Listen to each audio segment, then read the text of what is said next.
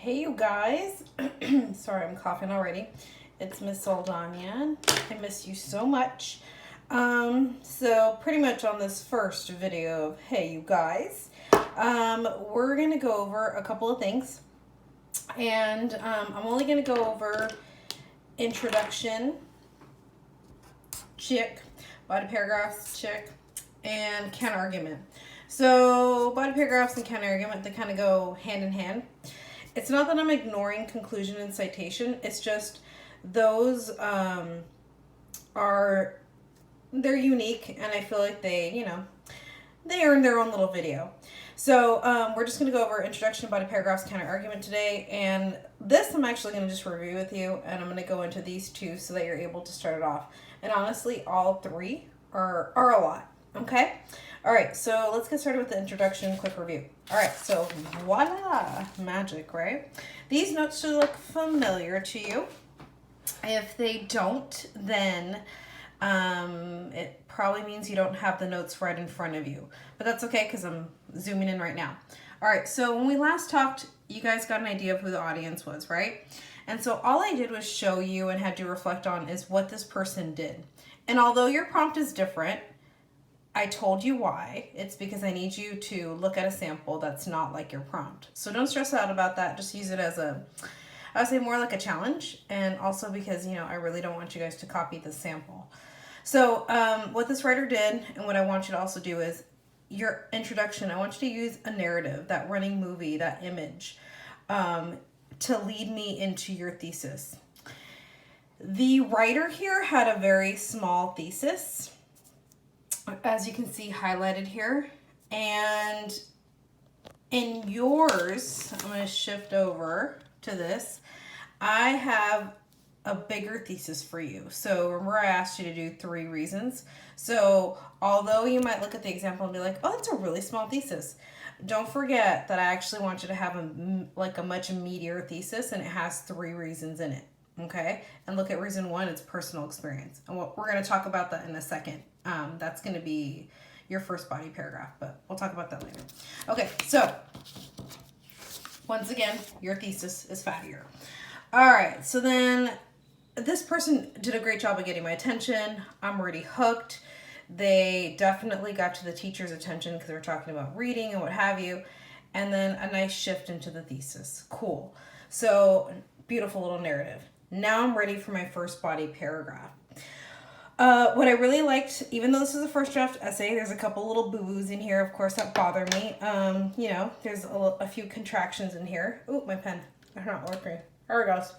I'm using green pen today because that's all I got, so work with me. But I know a couple of things that I don't want you to do are contractions, so just take note. This is a first draft essay, and they had 45 minutes to write it, 45 minutes to an hour, I would say. But overall, really strong writer.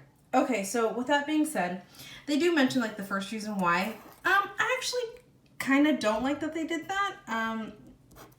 You mention your reasons in your thesis, and the way I set you up in your thesis, it's very explicit. We're not personally responsible, or we are or we're not, depending on what you decide.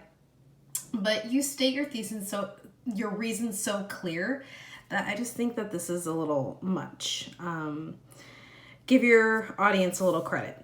All right, with that being said, what they did in their first reason is they used personal experience. That's actually kind of nice because you're not going to need any citations because you're using an example, either, I'm going to say personal example, either from school or maybe something that you witnessed.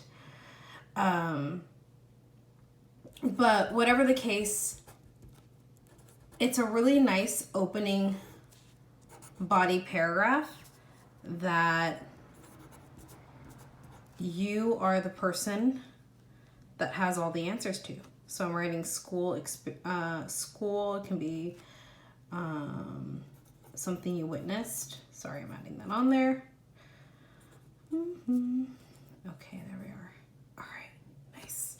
Okay, so it's just finding that thing that you feel that supports whatever reason you gave in your thesis, right? So it pretty much can be anything, but be really careful, because when you're using personal experience and you're using school or something that you witness, what's really easy to fall into, especially with me letting you do this for this first opening paragraph, because I'm not asking you to use your sources, right?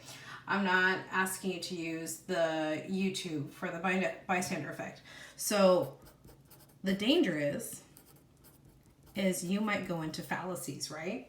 So no fallacies here. Nothing like everyone believes that, or kind of like that whole jumping on the bandwagon, or basically, right? So it's going to be really tricky to avoid the fallacies, but just keep that in mind as you approach your first body paragraph, your first reason, with personal experience.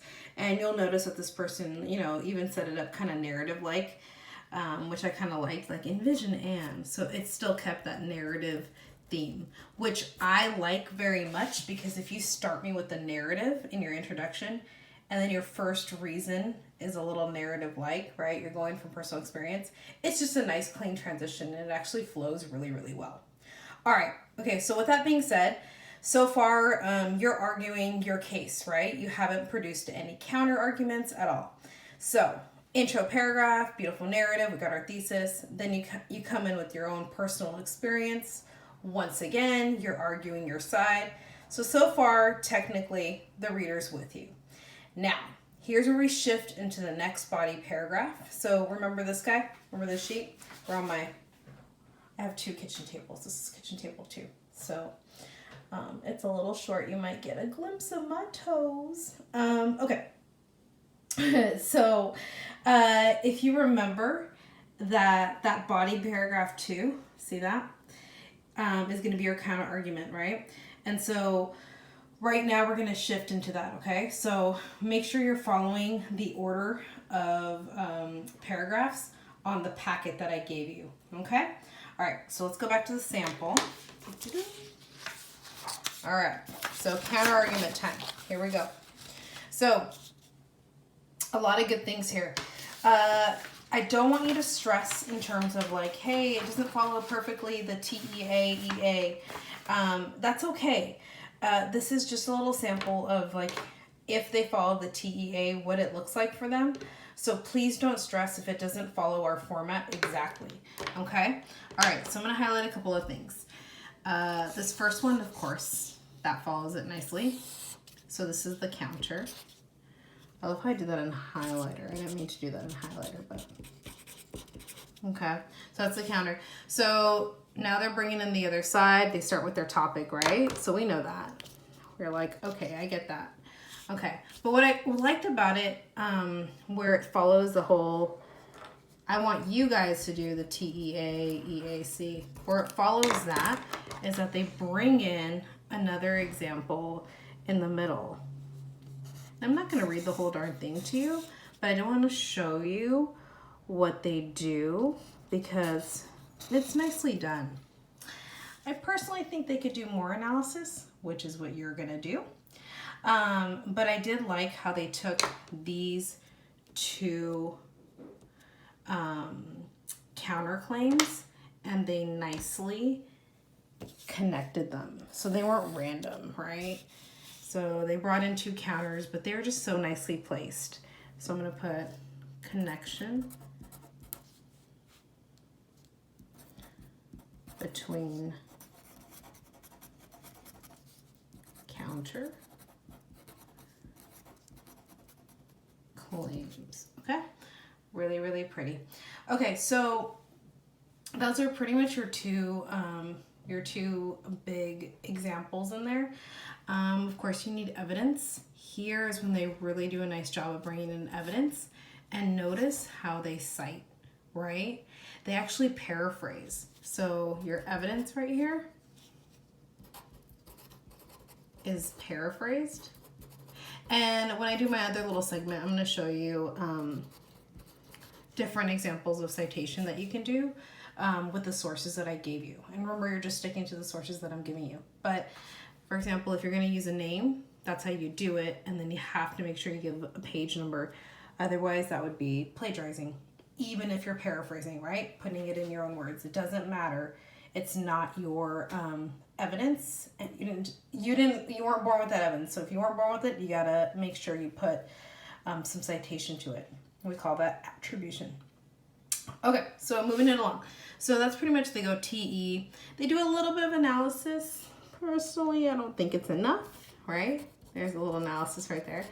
And then they move into that other topic that I highlighted.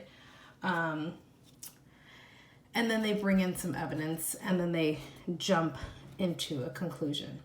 And in this case, I actually like what they did with the conclusion, smiley face, because this conclusion was a nice transition, which is what you're going to do. It was a nice little transition into reason 2.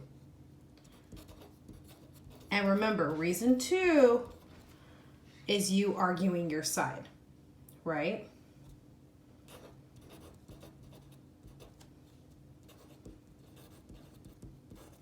Okay, because right after you bring in the whole opposite and the counter argument, you got to remind the reader again, hey, look, I'm right. And so, the same thing that you did in the first, in reason 1, with reason 2, you're going to follow, T, E, A, E, A. I'm not going to annotate the next body paragraph too much, but they actually did a pretty good job at following the format. They just probably could have done more examples. But if you're wondering if they followed our structure, I'll just quickly show you really fast, and then we'll wrap it up. They did T right here. I'm almost done. And then, so they did the T right there. And then they went into, of course, their example. Okay, all right. And then a little analysis. And they went into conclusion. But could they have stretched that out and done 2 E's? Absolutely, right? So, what was I going to say? So, I still want you to follow the structure. I do want you to note that this example doesn't perfectly follow our structure. I'm going to say that again. This example doesn't perfectly follow our structure, but they're doing a lot of the things that I want you to do. Are they organizing the paragraphs in the order that I want you to? Yes, absolutely. Do I like how they bring in those 2 counters? Yeah, absolutely. Do I like how they use the conclusion to transition into the next body paragraph? Yep, I do.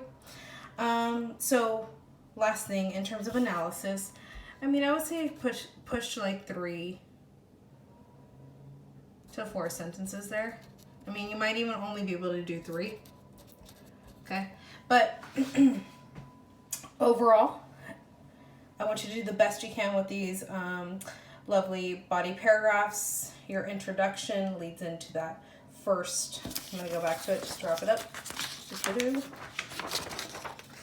Your introduction leads into that first reason. Oh, and don't forget, does this still follow the TEA, EAC?